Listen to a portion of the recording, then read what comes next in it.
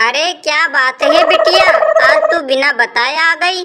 और कौन आया है तेरे साथ? और कौन आएगा मम्मी, तेरे दामाद और हम दोनों आए हैं। वो सब तो ठीक है बिटिया, लेकिन दामाद जी कहीं नजर नहीं आ रहे और तू ऐसे मुंह लटका कर क्यों बैठी है? अरे मम्मी, दुनिया में लड़कों की कमी पड़ गई थी क्या, जो तूने ऐसे लड़ाकू लड़के के साथ मेरी शादी कराई है?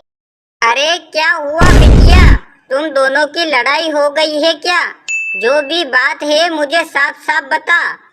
अरे क्या बताऊं मम्मी, मेरी तो किस्मत फूटी थी जो तूने मेरा पल्लू ऐसे बिगड़े लड़के के साथ फांदा है, जो ना तो मेरी इज्जत करते हैं और ना ही कोई मान सम्मान देते हैं।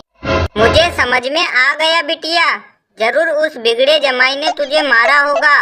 अब चुप हो जा, जमाई जी आ गए हैं, मैं उनकी क्लास लेती हूँ।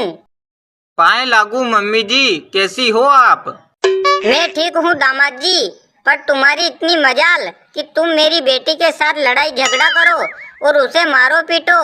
खबरदार, अगर तुमने मेरी बिटिया को हाथ लगाया तो मैं उसे यहीं मायके में बिठा लूंगी, फिर रहना जिंदगी भर अकेले। अरे मम्मी जी, आपको किसने बोला कि मैंने मेघा को मारा है? बस वो ही छोटी छोटी बातों पर झगड़ा करती रहती है और कुछ बोलूं तो मुंह फुलाकर बैठ जाती है। नहीं मम्मी, ये बिल्कुल झूठ बोल रहे हैं। इनसे पूछो कि मैं कोई काम नहीं करती क्या? क्यों दामाद जी, मेरी गाय जैसी बेटी कह रही है कि वो सब काम समय समय पर करती है, फिर भी तुम मुझसे झगड़ा करते हो। वक्त रहते सुधर जाओ, वरना मेरे आस पड़ोस के लड़कों को बुलाकर तुम्हारा मुंडन करवाकर भेजूंगी। अरे मम्मी जी, आपने अपनी बेटी को तो गाय जैसा बता दिया, लेकिन क्या आपको पता है वह दूध नहीं देती, हर समय बातों के सींग मारती रहती है। देखो मम्मी, ये तो अपने बचाव में कुछ भी बोल सकते हैं, लेकिन तुम इनसे पूछो कि आज झगड़ा किसने किया था। बताओ दामाद जी, आज किसने किया था झगड़ा? मैं उसी की वाट लगाती हूँ। देखो मम्मी जी, मैं बता रहा हूँ, आप ध्यान से सुनिएगा। मेरे गांव में 200 से 250 घर हैं और पानी की बड़ी समस्या है। अगर जल्दी उठकर ले आओ तो ठीक है, वरना दिन भर भीड़ होती रहती है और कभी कभी तो पानी भी खत्म हो जाता है। देखो बेटा, पानी की तो हर जगह ऐसी ही समस्या है, लेकिन तुम ये बताओ आज क्या हुआ था? मैं सुबह 5 बजे उठ गया था, तो मैंने इसे बोला कि तुम डिब्बिया खाली कर दो, मैं पानी भर के आ जाता हूँ। तो इसने मना कर दिया और फिर से सो गई। तो मैंने बोला ठीक है, थोड़ी देर और सोने दो, और मैं खुद डिब्बिया खाली करके पानी भर के आ गया। फिर मैंने इसे उठाया कि तुम चाय बना दो, तो यह आंखें बंद करके बिस्तर पर बैठ गई। अब इनसे ये भी पूछो कि मेरे मुंह पर पानी क्यों छिड़का था।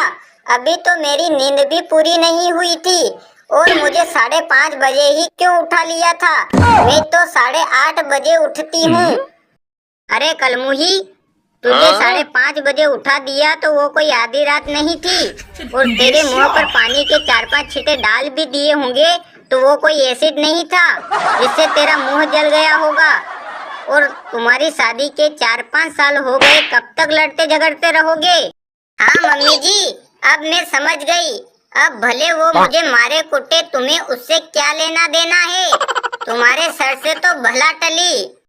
अरे कमीनी, कोई भी बेटी अपनी माँ के लिए बोझ नहीं होती, और मेरे दामाद जैसा तो कोई दामाद भी नहीं होगा जो ना तो मांस खाता है और ना ही मदिरा पान करता है। अब ज्यादा बहाने मत बनाओ और जाओ इसके साथ। बहुत बहुत धन्यवाद माँ जी, जो आपने हमारी बात को गहराई से समझा। और सभी माँ बाप अपनी बेटी को समझा बुझाकर ससुराल भेज दे। और सभी पति पत्नी से मेरा निवेदन है कि अगर तुम्हारे बीच कोई झगड़ा हुआ है तो उसे आपस में बैठकर ही सुलझा लेना चाहिए, क्योंकि अगर बाहर वाले को बताओगे तो वो तुम्हारे मजे लेंगे और कुछ नहीं करेंगे। और अगर आपको हमारी वीडियो पसंद आई हो, हमारी बात पसंद आई हो, तो वीडियो को लाइक, साथ ही अगर चैनल पर नए हो तो सब्सक्राइब जरूर कर लेना। धन्यवाद।